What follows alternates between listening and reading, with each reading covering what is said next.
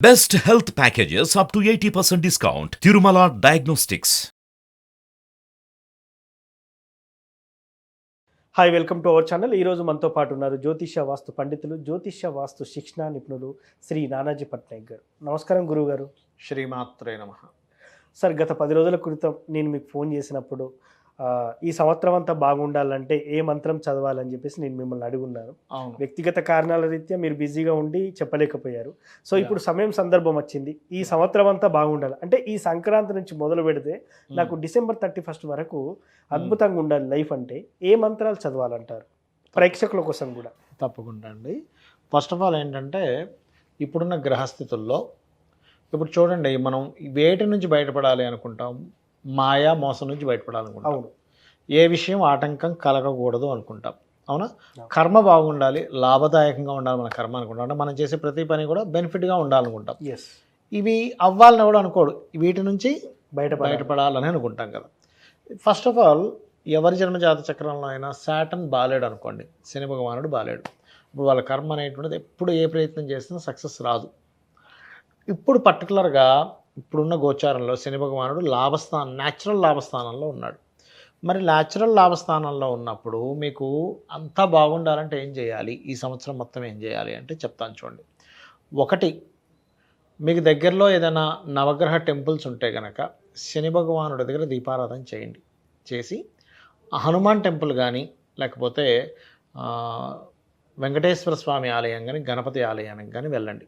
ఆ ఆలయంలో ఉన్న శని భగవానుడి దగ్గర పెట్టి వెళ్ళొస్తూ చండీ అంటారు, ఐడియా ఉందా? చండీ పారాయణము, చండీ హోమము చేస్తుంటారు. మీకు గనక మీ దగ్గర చక్కగా దాని రికార్డ్ యూట్యూబ్లో ఉంది అంటే వినండి కాసేపు. లేదండి నా దగ్గర అంత లభ్యంగా లేదు అని అనుకుంటే కనుక నేను చెప్పేది ఒకటి, ఓం చండీ దేవతాయై నమః ఈ మంత్రం చేసుకోండి. ఓకే.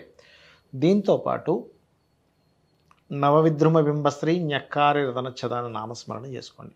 ఇప్పుడు ఇది కర్మ, మీరు ఏదైతే పనులు అవ్వాలో, కర్మ ముందుకు వెళ్ళాలో చక్కగా వెళ్తూ ఉంటుంది ఇది చేసుకోవడం ద్వారా. రెండవది మాయ. ఈ మాయాకారకుడు ఎవరు అంటే రాహు, ఆటంకాల కారకుడు కేతు. ఈ మాయాకారకుడు యొక్క ప్రభావం మీ మీద పడకుండా ఉండాలంటే ఇప్పుడు ప్రస్తుతం 1 సంవత్సరంన్నర వరకు మాయాకారకుల యొక్క ప్రభావం మనం గత వీడియోలో కూడా చెప్పుకున్నాం.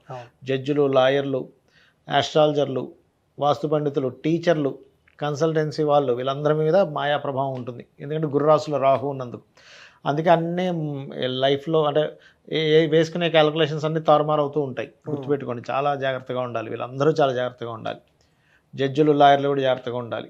మామూలు విషయం కాదు. జనాలు కూడా చాలా జాగ్రత్తగా ఉండాలి. నార్మల్ పీపుల్ కూడా గురువే కారకుడు కొంతవరకు. ఎందుకంటే వాళ్ళకు కూడా కొంతవరకు వాళ్ళలో కూడా ఒక గైడింగ్ నేచర్ ఉంటుంది కదా, మంచి చెప్పాలని ప్రతి ఒక్కరికి ఉంటుంది కదా. ఈ మాయాకారకుడు, మోహానికి కారకుడు మనకి ఒక మైకం కమ్యూనిటీగా అవుతుంటే ఒక్కోసారి మనం ఏదో ధ్యాసలో ఉంటాం.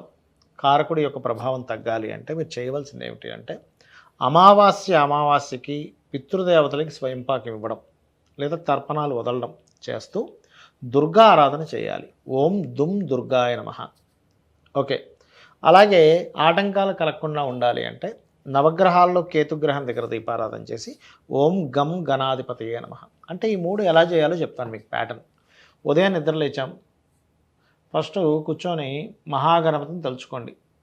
తర్వాత స్కందుని కూడా తలుచుకోండి. నిద్రలేచి గణపతిని, స్కందుని ఎంతసేపు, ఒక 5 నిమిషాలు చాలు, ఎక్కువసేపు నేను చెప్పట్లేదు, ఓన్లీ 5 minutes. ఇలా కూర్చుంటాం కదా. ఇప్పుడు ఇలా పెట్టాను అనుకోండి, కళ్ళు ఎక్కడికి వెళ్ళింది, దృష్టి అక్కడికి వెళ్ళింది. ఇప్పుడు కళ్ళు మూయండి, దృష్టి ఇక్కడ ఉండాలి కరెక్ట్గా. ఓకే.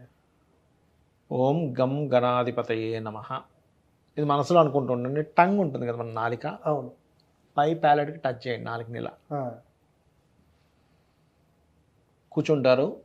శ్వాస ఆటోమేటిక్గా ఇదవుతూ ఉంటుంది. ఓం గం గణాధిపతయే నమః ఒక 5 నిమిషాలు లెక్క పెట్టకండి.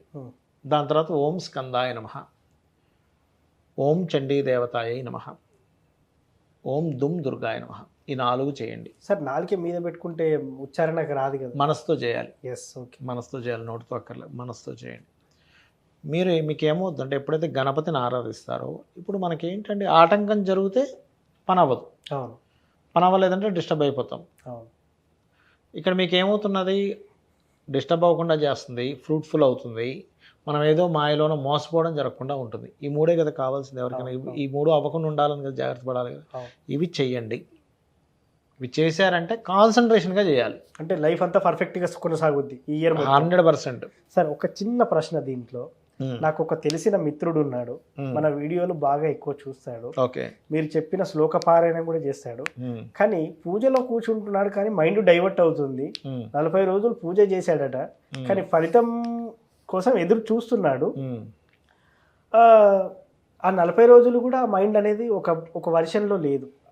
అవే చేశాడు కానీ 40 days అతనికి కాన్సన్ట్రేషన్ లేదు, అవే ఆలోచనలు, అంత ఏమో ఇంకా మనసు ఎరగని ఆలోచనలు, మాత్రం చదువుతున్నారు. సో ఇలాంటి వాళ్ళకి ఏందంటారు, అసలు పరిష్కారం ఏంటంటారు? ఒకటే విషయం చెప్తాను చూడండి.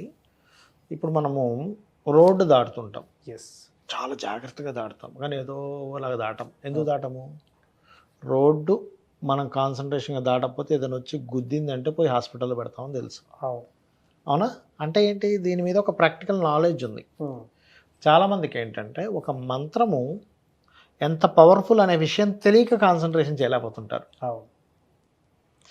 ఒక మంత్రం అనేది ఎలా పనిచేస్తుందో చెప్తాను, మీకు అర్థమవుతుంది. ఇప్పుడు మనం ఒక సాఫ్ట్వేర్ కోడింగ్ ఉంటుంది, తెలుసు కదా మీకు. ఆ కోడింగ్ రాస్తుంటారు, కానీ ఆ కోడింగ్ మొత్తం కలిపితే ఒక సాఫ్ట్వేర్గా ఒక ఇమేజ్ కానీ ఏదైనా ఒకటి ఏర్పడుతుంది. అక్కడ రాసింది కోడింగ్, కానీ అక్కడ జరుగుతుంది ఇంకోటి. అవునా? అలాగే ఒక మంత్రం మనం ఇప్పుడు ఓం గం గణాధిపతయే నమః అనే మంత్రం చేసాం అనుకోండి రోజు, ఇది ఒక కోడింగ్ లాగా వెళ్తూ ఉంటుంది. ఓకే, ఖచ్చితంగా మీ లైఫ్లో మీకు ఏదైతే ఆటంకం జరగాలో ఆ ఆటంకం జరిగేటువంటి ఎనర్జీని ఇది ఆపుతుంది, 100% ఆపుతుంది. అయితే అనిపించవచ్చు, ఏమంటే నాకు ఆలోచనలు అటు వెళ్తున్నాయి ఇటు వెళ్తున్నాయి అని, కానీ నేను చెప్పేది ఒకటే. మీరు ఒకటే ఆలోచించండి, 20 నిమిషాలు అరగంటలో కూర్చున్నారు పూజలోనో లేకపోతే ధ్యానంలోనో, ఈ 20 నిమిషాలు అరగంట మీరు వేరేది ఆలోచించినా దీనిలో కాన్సన్ట్రేషన్ ఉన్నా ఆ 20 నిమిషాలు అక్కడే కూర్చుంటున్నారు కదా. ఆ 20 నిమిషాలు బలంగా అనుకోవాలి, నాకు ఇవి పక్కకి వెళ్తూ ఉంటాయి కాన్సన్ట్రేషన్, కానీ నేను దీన్నే స్మరిస్తాను అని. ఇది ఎలా ఉంటుందంటే, మనసు అనేటువంటిది ఎలాంటిదంటే, ఎవరికైనా ధ్యానంలో కానీ పూజలో కానీ ఖచ్చితంగా బయటకు వెళ్ళిపోతూ ఉంటుంది, మళ్ళీ తెచ్చి కూర్చోబెడుతుంటారు. ఇదే సాధన. అంటే మనం ఏదైనా పూజ చేసేటప్పుడు కానీ ధ్యానం చేసేటప్పుడు కానీ ఖచ్చితంగా అందరికీ ఇలాగే అవుతుంది, నాకు కూడా ఇలాగే అవుతుంది, నేను తీసుకొచ్చి దీన్ని మళ్ళీ కూర్చోబెడుతుండాలి అనేది మీరు కనుక ప్రాక్టీస్ చేస్తే కొన్ని రోజులకి ఏమవుతుందంటే కాన్సన్ట్రేషన్ వస్తుంది. చాలామంది చేసే మిస్టేక్ ఏంటంటే పక్కకు పోతుంది కదా, సరే ఏం చేస్తాం అనుకుంటారు. కానీ అందరికీ ఇప్పుడు ఇప్పుడు హిమాలయాల్లో ధ్యానం చేసుకునే వాళ్ళు ఉంటారు, వాళ్ళకు కూడా స్టార్టింగ్లో మీలాగే అవుతుంటుంది. ఓకే, మీలాగే సరిగా ధ్యానం కూర్చోదు, కానీ వాళ్ళు ఏంటంటే లేదు అంటే ఒక చాలా సీరియస్ అయిన విషయం ఇది, నేను చేస్తే ఖచ్చితంగా ఫలితం పొందుతాను, మెయిన్ సంకల్పం ఇలా ఉండాలి, అంటే ఇది ఖచ్చితంగా ఫలితం ఇస్తుంది అని తెలిసినప్పుడు వేరే కదా. అవును. ఇప్పుడు చిన్న ఎగ్జాంపుల్ చెప్పాలంటే, ఇప్పుడు క్యాండిల్లో వేలు పెడతాం, కాలుతుందా డౌటే ఉండదు. అవును, కాలుతుంది 100%. అది ఎట్లా కాలుతుందో మంత్రం కూడా పనిచేస్తుంది డెఫినెట్లీ. ఎందుకు అంటే మనము దాని మీద కాన్సన్ట్రేషన్ చేసి రోజు చేస్తున్నాము, సో మన సబ్కాన్షియస్ మైండ్ దానికి కనెక్ట్ అవుతుంది. ఎప్పుడైతే కనెక్ట్ అయిందో అది పని జరుగుతుంది, అంతే. సో మొత్తానికి మంత్రం చదివితే ఫలితం రాకపోకుండా ఉండదు, వస్తుంది, కానీ దాన్ని ఇలా కంట్రోల్ చేసుకోవాలని చెప్తారు. అంటే దాని వాల్యూ తెలుసుకోవాలి, కంట్రోల్ కంటే కూడా వాల్యూ తెలుసుకోవాలి. అంటే ఎలా అంటే చెప్తాను చూడండి. ఇప్పుడు మీరు ఉన్నారు, మీ ఇంట్లో మీ తమ్ముడు మీద ఎవరి మీద గబాలను కోపడగలుగుతారు, కానీ మీ బాస్ మీద కోపడగలుగుతారు? అసలు కోపడరు. ఎందుకు కోపడరు? బికాస్ ఆఫ్ అతని వాల్యూ మీకు తెలుసు. కోపడితే బయటికి పంపించేస్తారా? తమ్ముడి మీద తమ్ముడే ఏముంది మళ్ళీ బుజ్జగించుకుంటా.